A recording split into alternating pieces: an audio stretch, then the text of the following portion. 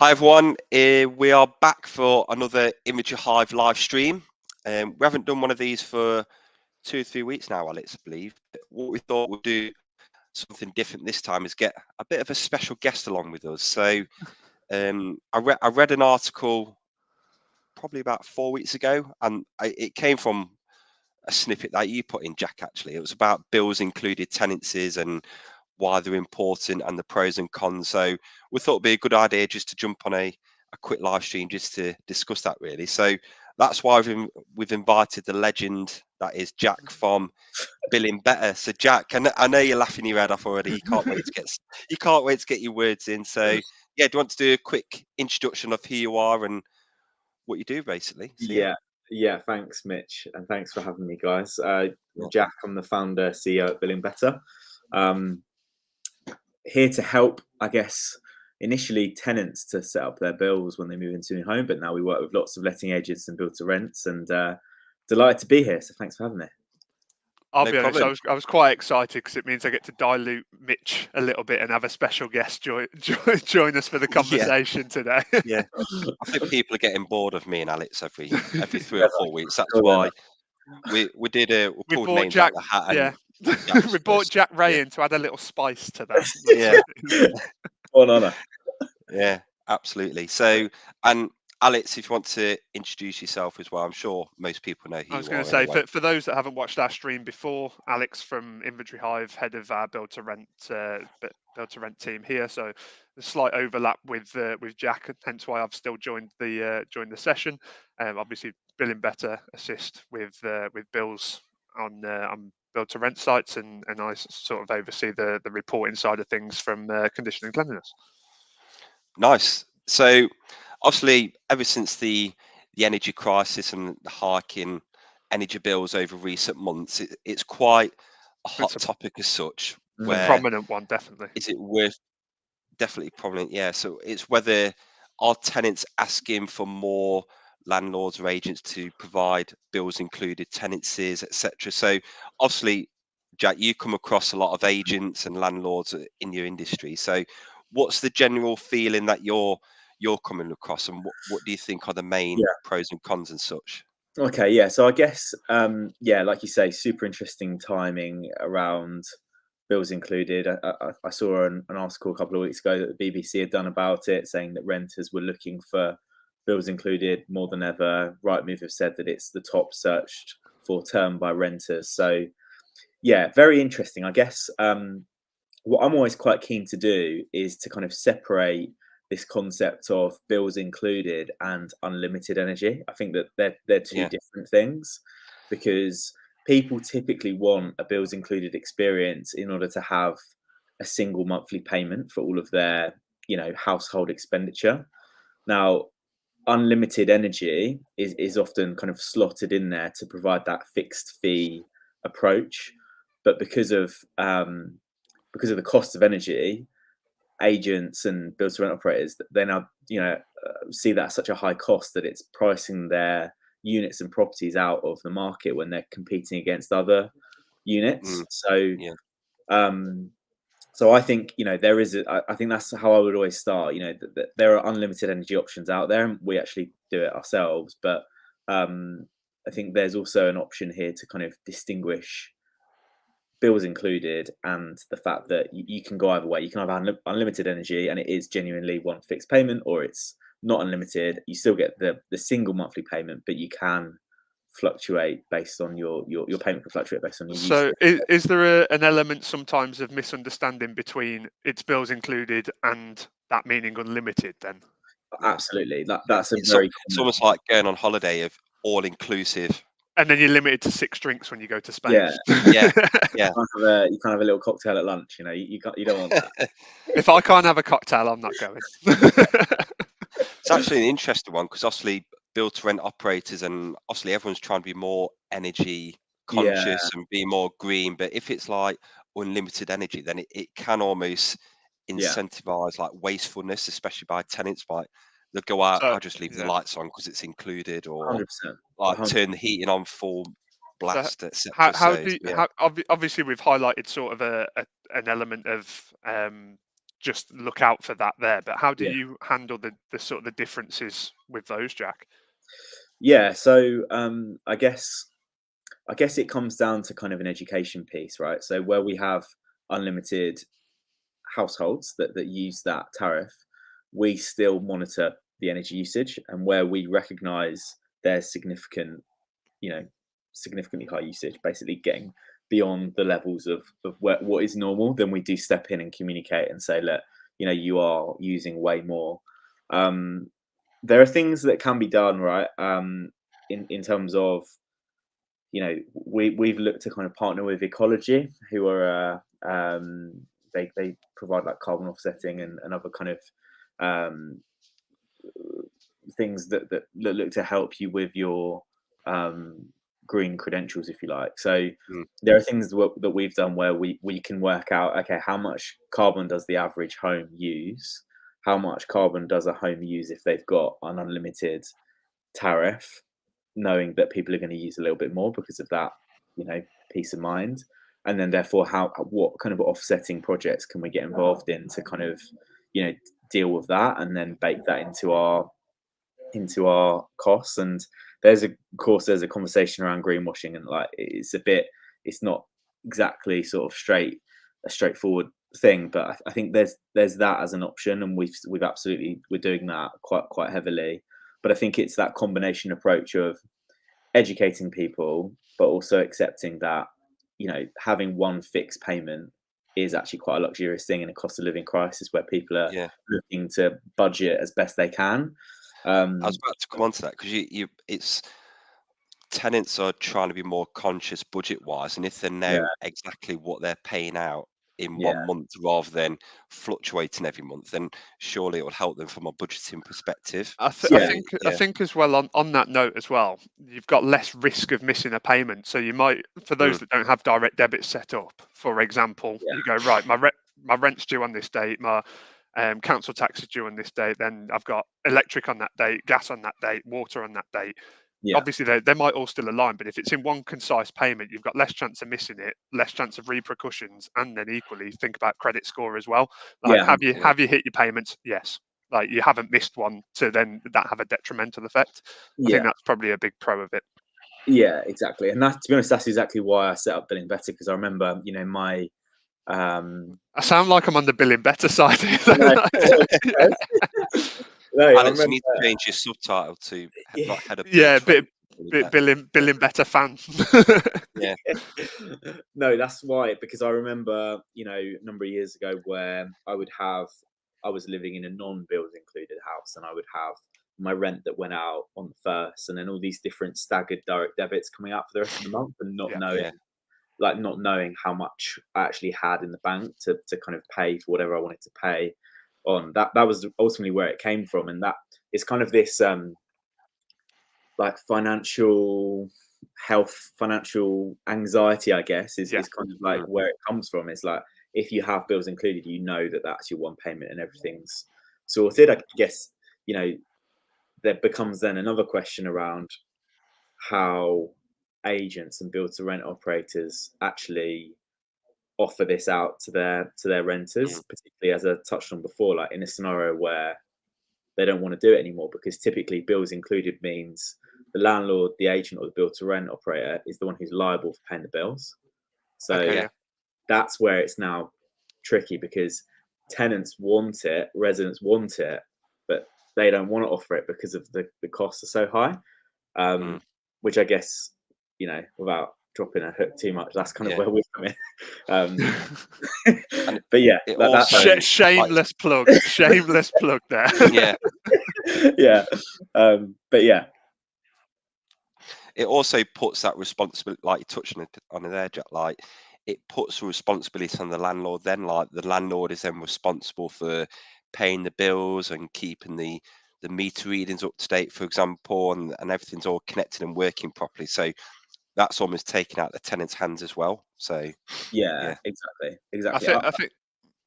I think that's where an element of good communication with I made a LinkedIn post earlier actually about it, but just in relation to deposit disputes. But it's very similar. Good communication and good behaviour, almost training good behaviours into your tenants, and generally just a a good connection with your tenants, your residents, especially in build to rent, is so important. Because then things like the education piece, if they're using too much, submitting meter readings on time becomes a whole lot easier and a lot less of a barrier, I would imagine. Yeah. It comes across, because obviously another thing to consider is it might actually raise or cause difficulties with disputes later on down the line, because disputes may arise between a tenant and a landlord over the cost and usage of that, and it'd be difficult to resolve that fairly, because obviously with bills included, like the tenants say, oh, I only use this much, and then the landlord can dispute that. So it can lead to disputes later on down the line, I suppose, especially at the end of the tenancy. Yeah, exactly. Exactly. And the tricky thing about this industry as well is that, if you're a tenant that's moving into a rental property, it's not always easy to find the meter, like in a lot of in a lot of build to rents, they're in the basement or the car park, or but then just generally in a standard property, who knows where the meter could be and who knows how to read it. So there are interesting products that are out there now, and obviously we're all moving towards a kind of smart metered society, and that should help, right? Because it should mean that you don't need to add things like meter readings, but it's not easy. And I agree. I feel like there's a kind of onboarding piece with residents to kind of educate them to show, this is where your meter is, this is how you read it, in order to kind of drive down the cost. Because ultimately, if you're going down the non-unlimited route for bills included, and you're saying, actually, I want a single payment for all my rent and my bills, but I want to be able to drive down that cost by using a reasonable amount of energy, then I think for me that is where bills included should be going. It should be not about this kind of unlimited wasteful way of energy. It should be about driving the right behaviour from residents, and them benefiting from that as well. Exactly. And the only way to do that, as you say, is through education and also through the right integrations with the right technology. Yeah. Is it a possibility that, let's say a tenant signs up for a bills included tenancy, and then the landlord of agent have priced that accordingly based on the current energy tariff at the moment? Yeah. At this present moment, those tariffs are actually on the way down. Obviously, a little bit not as quick as we like, but they could be on the way down. Should that, in theory, do you think that should be passed on back to the tenant, or those reductions of costs? 100%. I mean, look, things have changed, right? In the last 18 months, it's been a bit of a Wild West in terms of like what energy prices have done. And then when the government stepped in all of a sudden last summer, here at Bill & Bear, it's just complete carnage. Like every day, like honestly, when Liz Truss came in and all these, every day it was changing at one point. And I guess, and you've got to really have your finger on the pulse for that sort of stuff, haven't you? Yeah. I think the tricky thing for us though, at that point was that announcements were being made, but there wasn't enough detail in those announcements. So we were actually being asked questions that we didn't have the answers to. We were asking the energy suppliers and they didn't have the answers. It was like not trickling down correctly. But that's another. That's a different live stream that we will. In 3 weeks' time, we're going to talk politics. Coming next time, we've got politics with Jack Ray. Okay. But ultimately, when the government stepped in, which obviously was great from a pricing perspective to drive down that cost for energy, it means that everyone's on the same tariff. So that has now been extended till July. So if I'm a tenant, and now generally speaking, consumers are going to be more open and understanding of like what it means for energy prices and unit rates probably than they were before. So for me, 100% those unit rates and standing charges should be passed on to the resident who's paying the bill. The challenge that a landlord or a build to rent operator has is how that's communicated and how that comes across in a way where it's not like, well, are you definitely giving me the right rate? Like, are you definitely passing on that? And with that in mind, Jack, and sorry to put you on the spot, it's just a question I thought of. Obviously, this month is the first month that the government's £66 supplement is no longer involved moving forward. And which is even more priority to start focusing on bills because you're getting less help from the government on it. But how did that work with previously agreed bills included residencies, for example. How Yeah. was that? Was it a little bit of a question mark from both parties, or Do you know?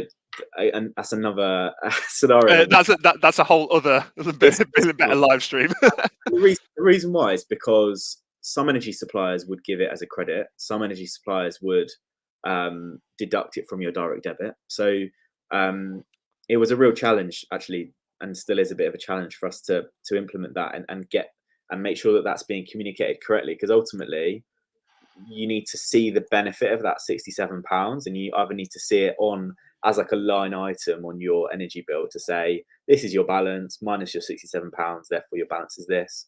Or I think in some suppliers we're just giving it in cash to people, and then obviously, happy days, like you've actually seen the material value of that £67. It wasn't straightforward, but ultimately, like you say, Alex, that's now gone. So people are going to see their energy bills go up by a minimum of £67 a month from now.